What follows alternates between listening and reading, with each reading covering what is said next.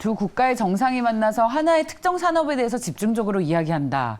야, 이게 저는 굉장히 뭐랄까 이런 뉴스를 적어도 제가 태어난 이후에는 처음 보고 있어서 야, 진짜 세상이 변하는구나. 그렇죠. 그만큼 예. 이제 사실 예. 또 안보와 경제가 뗄래야 뗄 수가 없는 그렇습니다. 부분이고 예. 그리고 더욱더 문제가 되는 거는 이제 약간 탈세계화가 되다 보니까 맞습니다. 이 밸류 체인이 그러니까 프렌드 셔어링, 그러니까 진영이 갖고 약간 민주주의 체제를 갖고 가는 국가들 중심으로 이루어져야 된다는 게 미국의 맞아요. 생각이잖아요. 예. 거기에 이제 우리가 또 안보가 맞물려 있다 보니까 맞습니다. 전기차이긴 하지만 전기차 더하기 반도체 그렇죠. 대부분의 산업들이 우리 이제 안보를 위한 맞습니다. 경제 구축에 들어가는 거 아니냐. 맞습니다. 네, 그렇게 생각합니다. 예, 그냥 단순히 전기차, 단순히 반도체가 아니라 그렇죠. 안보를 위한 산업 동맹이다. 뭐 이런 해석도 가능할 것 같고 네. 보니까 현대차가 IRA 법안 때문에 주가가 많이 좀 빠졌었는데 뭐 어제 같은 경우에는 예. 거의 다 회복을 했습니다. 그렇습니다. 네. 그 걱정을 되돌려 놓을 수 있을 만한 그런 호재거리가 나왔습니다. 네. 자, 그런데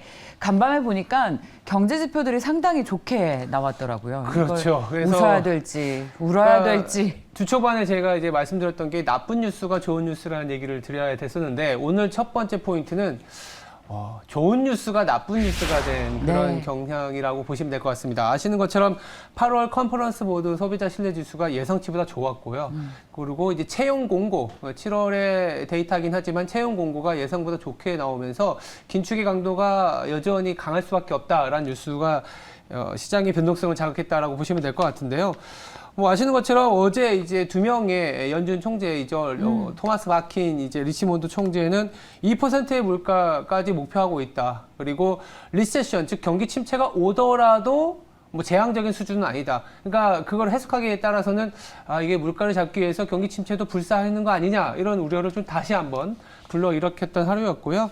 뉴욕 연방은행 총재이죠. 윌리엄스도 이제 내년에는 2.5에서 3%의 물가가 형성될 것으로 보고 있기 때문에 3% 이상의 금리를 좀 용인은 해야 된다라는 우려 섞인 목소리가 나오다 보니까 아무래도 조금 긴축, 잭슨홀 이후의 여진이 계속 이어지는 나쁜 뉴스가 나왔다면은 조금은 되돌릴 수 있었을 텐데 좋은 뉴스가 나오면서 시장의 변동성이 재차 불거졌습니다.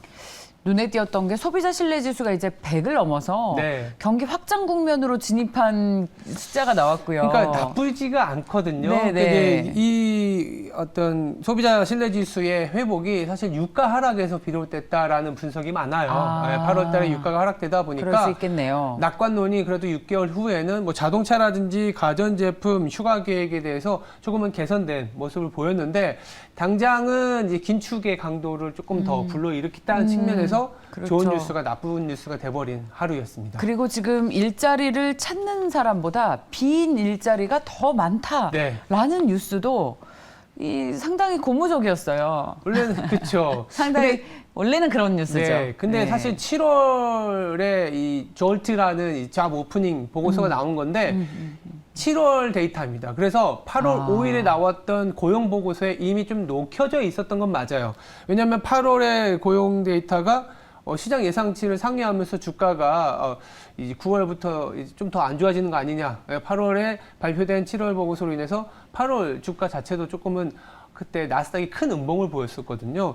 근데 이제 약간 더 고민이 드는 거는 그런 뉴스를 알고 있음에도 불구하고 어제 예상보다 더 좋게 나와버린 거죠. 그래서 이번 주 후반에 고용 지표가 생각보다 더 강하게 나온다면은 아마 시장은 더 큰 변동성에 휩싸이는 거 아니냐 이 정도로 해석을 할 수 있을 것 같습니다. 네, 자 긴축 강도가 높아진다라는 우려를 더해가고 있는 시장인데요. 네. 자 외환 시장을 좀 볼까요? 다행히 좀 NDF 환율은 1,350원 밑에서 그래서 거래가 되고 있고요. 두 번째 포인트에도 우리가 이제 유로화가 패러티가 좀 깨졌었지 않습니까? 예. 간신히 회복은 했어요. 간신히 회복을 했는데 주요 원동력은 아무래도 천연가스 가격이 지금 250 유로에서 형성이 되고 있습니다. 여전히 높은 수준이긴 하지만 고점에서는 25% 이상 급락을 하면서 유럽의 경기가 최악은 맞지만 이 최악을 끌고 갔었던 천연가스 가격이 좀 안정을 찾고 있다라는 부분에 주목을 하고 있고요. 독일의 가스 저장고가 생각보다 빠르게 채워지고 있다는 부분, 더불어서 원유 시장도 어제 변동성이 좀 나타났었는데 맞습니다. 아시는 것처럼 다음 주에 오펙 플러스 회의에서 감산에 대한 유가 시장에서 보면 기대가 있었는데요. 러시아 언론에서 감산에 대한 논의가 아직은 없다라는 얘기가 나오면서 변동성이 불거졌었고, 그리고 이란과의 핵 협상이 IEA, 그러니까 관계자가 네. 수주 이내에 핵 협상의 딜이 성사될 수 있다 이러면서 공급이 늘어나는 이슈로 인해 유가가 급락을 보였습니다. 그래서 에너지 가격이 안정을 찾는 부분 때문에 달러화가 더 치고 나가지 못했던 거는 사실은 좀 긍정적이었는데, 유로화가 패러티를 회복했다라고 해서 더 이상 또 더 치고 나갈 것이냐, 이런 부분은 아니다. 그래서 아슬아슬하게 경기 침체 그리고 긴축의 강도 이런 부분을 봐가면서 눈치 보기 장세가 여전히 펼쳐지고 있는 국면이라고 보시면 될 것 같아요. 네. 요즘 환율이 워낙 중요해서요. 네. 우리 외환시장에서도 어떤 영향을 미칠지 또 촉각을 곤두세워야 할 것 같은데요. 근데 이제 올해 그리고 이번 달에 마지막 거래일을 맞이하고 있지 않습니까? 이 마지막 포인트는 9월에 대한 경계심이 조금 높아질 수 있다라는 거죠. 잭슨홀에서 9월 FOMC의 부담을 더 던져준 상황인데, S&P, 미국 같은 경우에는 통계 데이터가 워낙 길다 보니까 여러 가지 통계가 나오는데 1928년 이후 거의 100년 가까운 데이터를 보면은 S&P는 항상 9월이 최악이었다. 아, 그래요? 네. 뭐 통계적으로는 마이너스 1%였는데 평균 수익률이 그만큼 이제 계절성이 강한 구간에 접어들었고, 9월에는 뭐 기업들의 실적을 미리 알아볼 수 있는 컨퍼런스들이 굉장히 많아요. 그래서 기업 CEO들이 우리 회사나 아니면 산업 전반에 대한 분위기를 내비칠 텐데, 아무래도 최근 이제 긴축의 강도를 반영한 하반기의 시장에 대한 기업의 입장은 좋지는 않겠죠. 네, 그래서 지금 뭐 줄곧 약세론자인 이제 미국 마이클 윌슨 모건 스탠리의 보고서도 긴축에 의한 변동성보다 이제는 기업의 이익이 하락하면서 나오는 변동성이 9월에는 좀 문제일 것이다 라는 얘기가 나오고 있고요. 다만 이렇게 볼 수도 있는 겁니다. 9월에 하락을 했잖아요. 네. 근데 10월, 11월, 12월은 그 평균 데이터를 보면 계속 올라가는 그림이에요. 그래서 9월이 굉장히 고민스럽고, 그리고 변동성 지표라고 하는 빅스도 아직은 24, 25에서 거래되고 있습니다. 보통 올해 같은 경우에는 34까지 올라가서야 변동성의 정점을 통과했다는 측면에서 보면 9월 FOMC까지의 눈치 보기 장세가 조금 펼쳐질 가능성.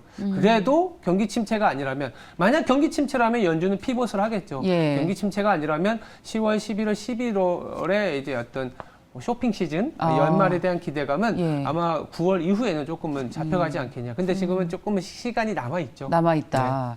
그래서 9월 달에 팔으라고들 하는 것이. 근데 이제 9월에 잘 팔고 또 저점에 잘 들어오면 좋겠는데, 그렇죠. 사실 그게 좀 어렵지 않습니까? 그러니까 저 같은 경우에는 약간 전략팀장에서 입장에서 말씀드리면 매도에 대한 리스크가 더 커지는 시장일 것 같아요. 그러니까 이제 시장은 좀 변동성이 커지는 건 맞지만 지금 팔지 못했다면, 8월에 고점에서 팔지 못했다면 과연 지금 뭐 주식 비중을 줄여야 될 타이밍인가라는 거는 조금은 고민이 필요하지 않겠냐 생각이 듭니다. 맞습니다. 그래도 주식시장에 남아 있어야 또 상승을 누릴 수 있을 텐데 나가면 또 적절한 타이밍을 노리는 것이 오히려 우리 같은 개인 투자자들은 어려울 수 있다. 있어요. 그래서 계속해서 주식을 들고 가서 버티자라는 얘기가 나오는 것인데, 버텨도 되는 시장이다라는 내용 정도로 정리하면 좋겠습니다. 앵커 브리핑이었습니다.